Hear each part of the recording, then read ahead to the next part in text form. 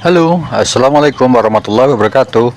Tabi pun, apa kabar teman-teman semua? Saya berharap semoga keadaan teman-teman dimanapun berada dalam keadaan sehat walafiat dan dimurahkan rezekinya. Ini adalah ke-8 ayam yang sekarang berusia 61 hari teman-teman ya. Ini hasil dari perawatan tanpa menggunakan penghangat lampu teman-teman, hanya hidup di dalam kardus bekas ya. Yang waktu itu sudah ada videonya, cara merawat anak ayam, cara merawat DOC tanpa lampu teman-teman. Teman-teman yang belum nonton bisa nonton ya, videonya ada di beranda. Oke teman-teman, tapi kita bukan akan membahas itu ya. Yang akan kita bahas ini seputar kondisi saat ini. Di musim hujan ini banyak sekali kasus kematian pada ternaknya mati, itu banyak sekali teman-teman ya. Termasuk ada teman saya sendiri ya, di kampung saya ini ada ternaknya yang mati karena terkena virus di musim hujan ini teman-teman. Aratan kalau masyarakat Indonesia itu menyebutnya itu sebetulnya flu burung teman-teman ya. Ada beberapa faktor penyebab dari terjadinya flu itu sendiri teman-teman. Salah satunya kebersihan kandang. Nah ini penting sekali teman-teman, kebersihan kandang ini, kemudian pakannya ya. Karena di musim hujan ini cenderung kandang-kandang itu lebih basah, sering basah daripada kering.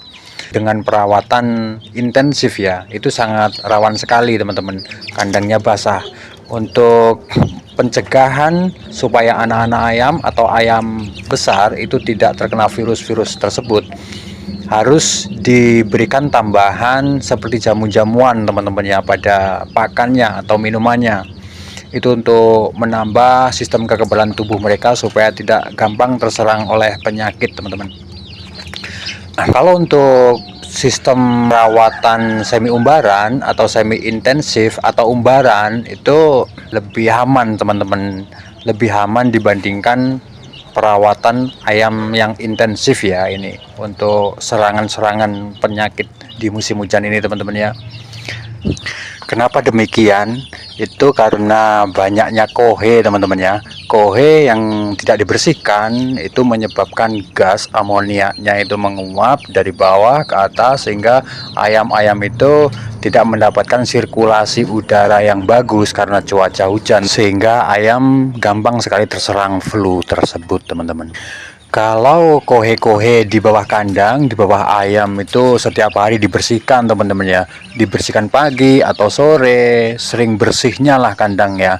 Kemudian kandang sudah bersih, lalu pakannya, kalau pakan sudah sehat, kemudian sudah diberikan vaksin dari dokter mungkin ya, atau obat-obat pabrikan yang lain, atau jamu-jamuan tradisional sudah kita berikan.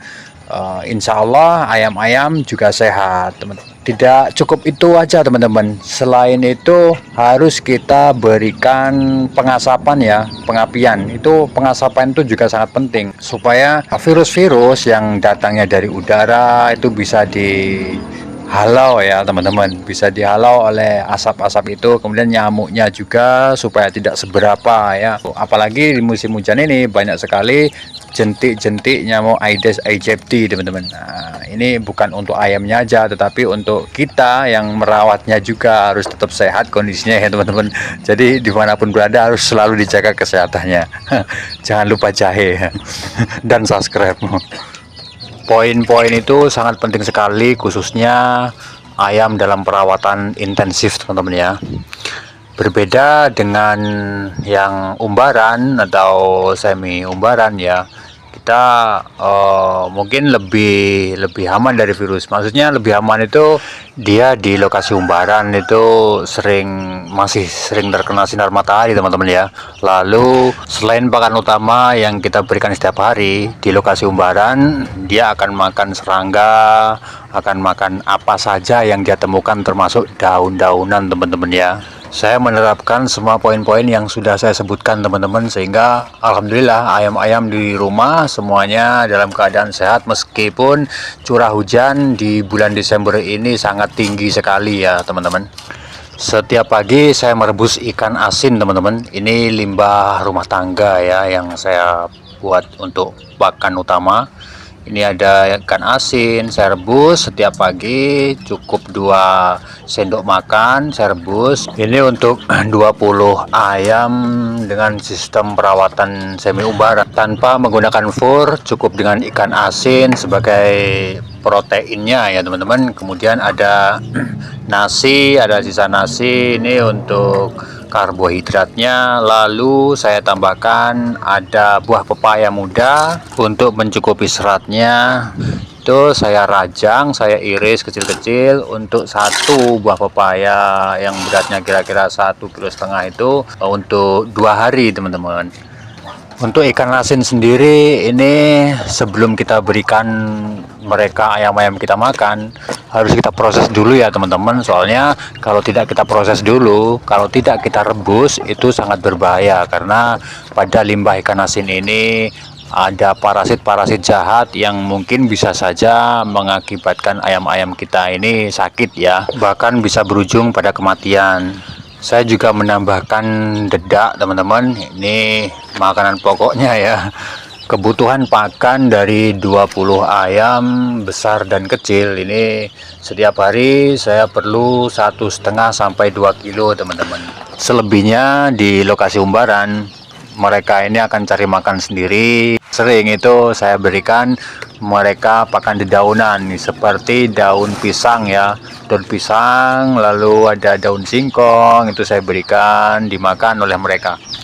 Nah ini teman-teman, setelah pakan kita campur lalu kita aduk rata, jadinya seperti ini teman-teman ya. Ini komposisinya seperti yang sudah disebutkan tadi. Jadi setelah diaduk seperti itu kondisinya, lalu kita berikan ke ayam-ayam kita.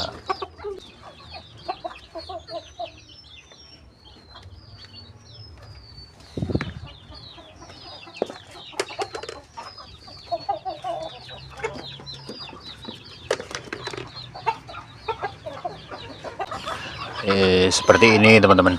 Jadi di sini untuk obat cacing ya teman-teman ya. Untuk obat cacing saya masih menggunakan obat pabrikan ya. Saya masih menggunakan obat pabrikan. Untuk vitamin-vitamin, vaksin dan lain-lain obat-obat pabrikan saya tidak menggunakan itu teman-teman, kecuali hanya obat cacing. Obat cacing itu saya pakai ya, masih pakai. Namun demikian saya masih tetap menggunakan jamu-jamu tradisional teman-teman, seperti jahe, kunyit. Nah kunyit ini untuk mencegah supaya tidak cacingan teman-teman ya sebenarnya, tetapi saya tidak menggunakan ini setiap hari. Palingan dalam seminggu itu saya beri 3 atau 4 kali gitu teman-teman. Kalaupun mau diberikan setiap hari itu lebih bagus daun pepaya, lalu ada temulawak. Temulawak ini untuk menambah nafsu makan mereka. Untuk penyajiannya teman-teman, untuk penyajiannya ini saya rajang halus tuh kecil-kecil, kemudian saya campurkan dengan pakan teman-teman ya. Saya campurkan dengan pakan. Untuk air minumnya saya hanya menggunakan air sumur biasa, air bening tanpa campuran sama sekali. Untuk ayam DOC maupun ayam besar semuanya untuk air minum hanya air sumur biasa teman-teman. Cara merawat ayam sistem umbaran ini bukan tidak ada resikonya teman-teman ya, ada. Untuk sistem intensif maupun sistem semi umbaran semuanya ada resikonya. Kalau sistem umbaran seperti ini, resikonya adalah di lokasi umbaran itu bisa jadi ada predator yang mengintai keselamatan ayam-ayam kita teman-teman. Bisa jadi mungkin ada ular atau dan sejenisnya yang bisa membuat ayam kita cedera, sakit teman-teman. Namun terlepas dari itu semua, dari pakannya kita tidak terlalu mengeluarkan banyak biaya teman-teman. Cukup dengan limbah rumah tangga kita bisa membuat pakan untuk mereka. Dengan seiring bertambahnya waktu, ini ayam-ayam kita mungkin bertambah jumlahnya teman-teman ya. Maka dari itu kita siapkan untuk bank pakannya teman-teman. Kita bisa menanam sayuran yang bisa untuk pakan mereka, seperti persiapan daun singkong, ada juga odot, kemudian sayur kecipir itu teman-teman. Itu daunnya sangat bagus sekali teman-teman. Kandungan proteinnya itu sangat tinggi ya, mencapai 10-15% dari berat kering. Kandungan serat kasarnya ini 20-30% dari berat kering juga. Lalu untuk kandungan karbohidrat ini 40-50% teman-teman, sangat tinggi dan ini sangat baik untuk ternak kita ya. Kalau teman-teman suka dengan video-video saya seperti ini, silahkan tinggalkan komentar dan saya insya Allah akan buatkan cara penyajiannya untuk campuran daun kecipir ini tadi teman-teman ya. Baiklah teman-teman, kita sudah sampai di ujung video. Terima kasih banyak sudah menonton. Jangan lupa dukung kami dengan cara berikan like, komentar, share, dan subscribe. Terima kasih.